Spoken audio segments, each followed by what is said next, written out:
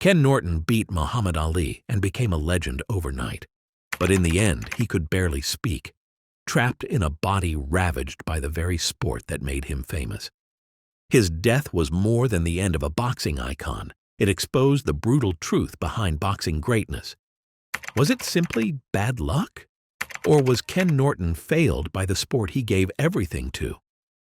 There's more to his story than what you think. The shocking twists, hidden battles, and unanswered questions surrounding his tragic decline. From glory to heartbreak, this is the part of Ken Norton's life few ever talk about. And what we found might change how you remember him forever. Ken Norton's path to boxing greatness started in Jacksonville, Illinois, a world away from fame and fortune. Born on August 9, 1943, Norton grew up in a country still choking on racism, where opportunities for a young black kid were slim and dreams even slimmer. But Norton didn't wait for opportunity. He chased it with everything he had. Sports became his lifeline. He wasn't just good, he was dominant. Track, football, basketball. If it involved speed, strength, or grit, Norton excelled at levels that left competitors in the dust. His natural talent was undeniable, but none of it pointed to boxing. That transformation wouldn't come until the Marine Corps, where discipline, structure, and a punching bag turned raw athleticism into controlled violence. And that's where everything changed. Boxing wasn't just a sport for Norton. It was a complete rebirth. In the Marines, he didn't just learn to fight. He found purpose. He found fire. He found the thing that would drag him out of obscurity and place him in the same sentence as Muhammad Ali. The discipline drilled into him became fuel, and once he put on the gloves, it was clear. This wasn't just another athlete trying out a new sport. Norton had found his true calling. What made him stand out wasn't just his power, though he hit like a truck. It was how he fought. While most heavyweights came in head-on, Norton crossed his arms in front of his body like a human shield, using a bizarre but brutally effective defensive style that left opponents confused and completely exposed. He absorbed punishment like it was nothing, and then made you pay for every punch you dared to throw.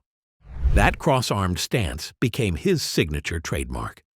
Combined with his explosive power and lightning-fast reflexes, it turned Norton into one of the most unpredictable, dangerous forces in the heavyweight division, a problem no one wanted to solve. But let's not pretend everything was smooth sailing. Norton was steadily climbing the heavyweight ranks, making noise and turning heads. But one explosive night in 1973 changed absolutely everything. He wasn't supposed to win against Muhammad Ali. He wasn't even supposed to survive. Muhammad Ali was a global icon, practically untouchable, seemingly invincible. Norton? Just another name on the hit list. Or so everyone thought. The odds were stacked against him, the experts had written him off, and the crowd expected a routine Ali victory. But Norton came into that ring with zero fear and something to prove. Over 12 brutal, punishing rounds, he didn't just go toe-to-toe with the greatest. He systematically broke down the legend. And then, in a moment that shocked the boxing world, he literally broke Ali's jaw. The split decision victory stunned everyone watching. Overnight, Norton wasn't just another contender. He was the man who broke Ali. That monumental win earned him the nickname, the Jawbreaker. But it did so much more than that. It carved his name into boxing history. And the rivalry? Far from over. Norton and Ali would meet in the ring 2 more times, producing some of the most electrifying, contested fights in boxing history. Though Ali technically won both rematches, the debates rage on to this day. Many, including me and probably you, think Norton deserved at least one, if not both, of those victories. Because if there was one thing Norton proved, it was this. He didn't just belong in the golden age of heavyweight boxing. He helped define it. But his wars didn't end with Ali. He stood across the ring from every heavyweight killer of his era: Joe Frazier, George Foreman, Larry Holmes. These weren't just fights. They were survival tests. His 1978 showdown with Larry Holmes was the stuff of absolute legend. 15 grueling rounds, no backing down, no breathing room, no quarter given. Just two elite warriors trading devastating punishment in one of the most savage chess matches the heavyweight division had ever witnessed. It went to the scorecards, a razor-thin split decision for Holmes. But Norton's stock didn't drop. If anything, it soared. He didn't get the championship belt that night, but Norton walked out of that ring with something arguably more valuable: respect. The kind of bone-deep respect that can only be earned through blood, sweat, and unwavering determination. But not every fight went his way. George Foreman overpowered him in brutal fashion, a reminder of how unforgiving the heavyweight game could be. But Norton never ducked a challenge. Ali, Holmes, Foreman. He faced the era's most dangerous men without hesitation, and that fearlessness became a cornerstone of his legacy. But what truly set him apart wasn't just what he did in the ring. It was how he carried himself outside of it. At a time when black athletes were still fighting for respect, he became a quiet symbol of dignity and perseverance. And with his natural charisma, he broke into Hollywood, landing roles in Mandingo, Drum, and popping up on TV screens across America. Norton wasn't just a boxer. He was a presence, powerful, principled, and impossible to ignore. He wasn't loud, he wasn't flashy, but when he walked into a room or a ring, people paid attention. Norton used his growing platform for something much bigger than personal gain. Whether he was motivating young athletes struggling to find their path or addressing packed crowds with powerful messages, he carried himself with unmistakable purpose. His work in entertainment wasn't just about staying in the spotlight. It was about expanding his influence, showing the world a version of himself that went far beyond boxing gloves and championship rounds. Because for Norton, greatness was never just about titles. It was about impact. It was about walking with grace through a brutal sport and still standing tall. To fans, peers, and countless aspiring athletes, he wasn't just a champion. He was the blueprint for strength under pressure, for resilience in the face of adversity. Still, glory came with a price. It wasn't all triumph. The fame, the pressure, the physical punishment, it all added up. And the real fight? That came after the cheers faded. You're about to see the much darker side that the boxing industry tried desperately to hide from public view. Behind the highlight reels and roaring crowds, Norton was paying a devastating price that only became clear when the spotlight faded. Decades of relentless punishment had taken their brutal toll, waging a silent war inside his body and mind that no one could see from the outside. Like so many of his generation, Norton had absorbed hundreds, maybe thousands of shots to the head. The heavyweight division didn't care about longevity. It cared about survival, and Norton survived until his body started breaking down piece by piece. The symptoms started deceptively small: forgetfulness, mood swings, trouble focusing. But those closest to him could tell something wasn't right. The sharp, articulate champion who once stood toe-to-toe with legends began slowly losing his grip on the world around him. The culprit? Likely CTE, chronic traumatic encephalopathy, the same degenerative brain condition that has haunted countless fighters and football players, and its effects can be absolutely devastating. Over time, it can progress to more severe symptoms, including confusion, impaired judgment, personality changes, and crippling depression. For Norton, these signs became increasingly apparent. As the insidious disease progressed, Norton's behavior became erratic and unpredictable. He was frequently disoriented, confused about basic details, struggling with situations that should have been routine. It was as if his mind, once an unbreakable fortress of discipline and determination, had started to systematically betray him. And tragically, this was just the beginning. He wasn't alone in his suffering. His symptoms eerily echoed those of other ring warriors who had given everything to boxing, and paid for it with their minds. The constant punishment he endured caused deep, irreversible neurological damage, and over time, it showed.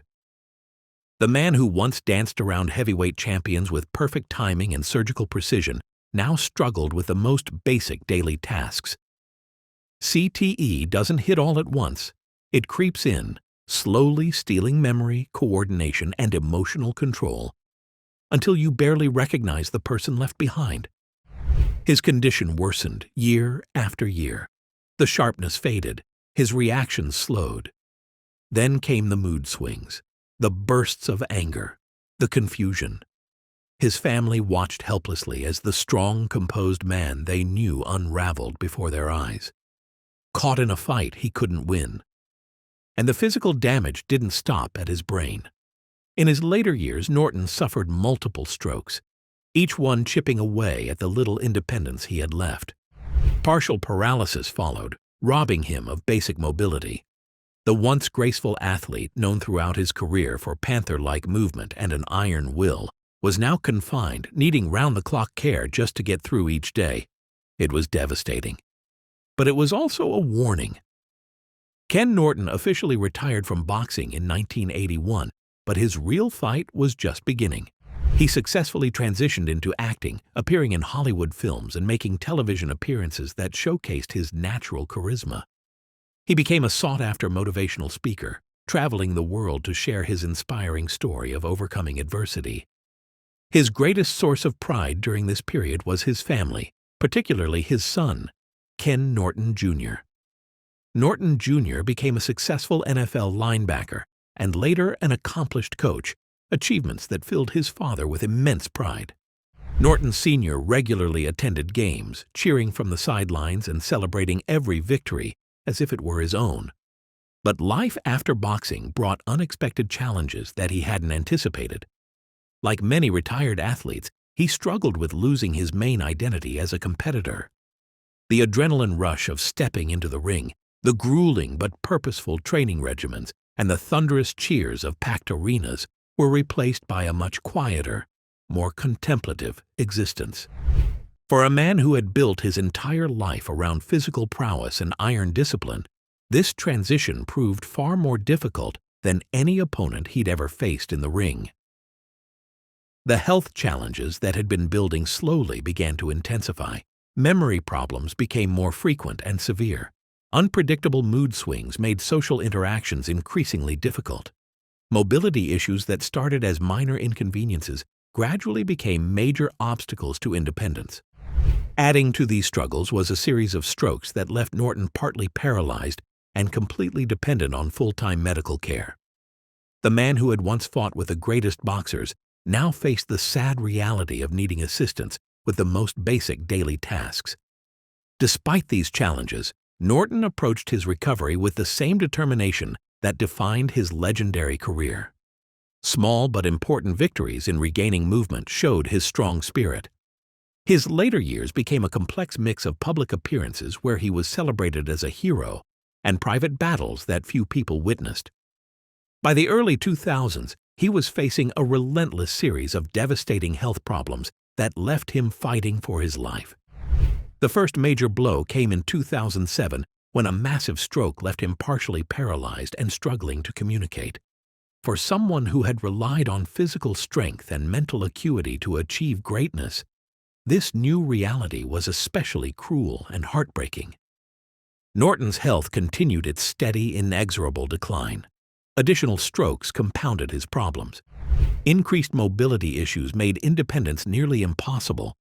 Memory lapses became more frequent and severe. Dramatic mood swings became a regular occurrence, often triggered by the smallest frustrations. These accumulating symptoms clearly pointed to the inevitable. And on September 18, 2013, at 70 years old, the repeated head trauma from decades of professional boxing had finally caught up with him. His death was officially listed as congestive heart failure, but those closest to him understood that his passing resulted from a complex combination of factors working together. The physical and neurological toll of his boxing career, compounded by years of declining health and multiple medical complications, had finally overwhelmed his weakened system. The news of Norton's death shocked the boxing community and beyond.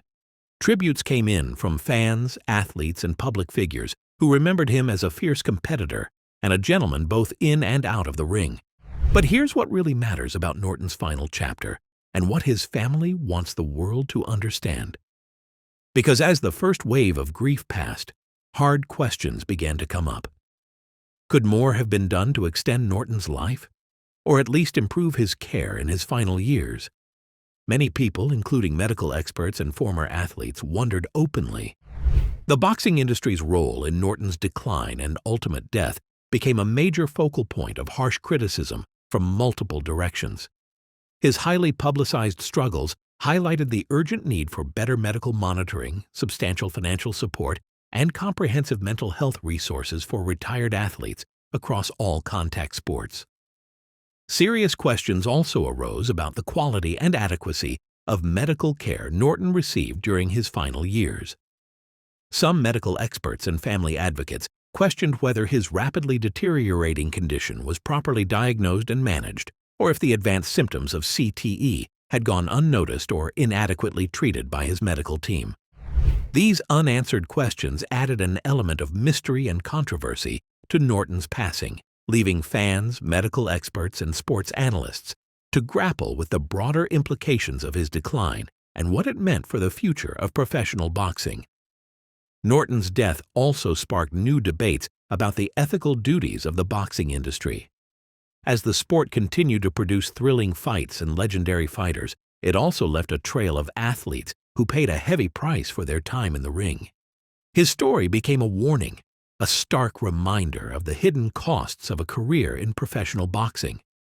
His life illustrated the brutal reality that the glory and financial rewards of boxing success often come with a price that isn't fully paid until decades later.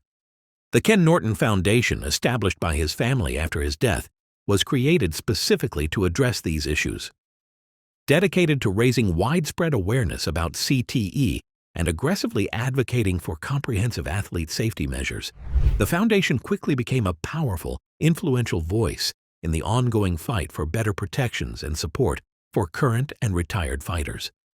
By funding groundbreaking research into brain injuries and providing direct support to retired athletes struggling with similar health challenges, Norton's legacy began to take on an entirely new meaning.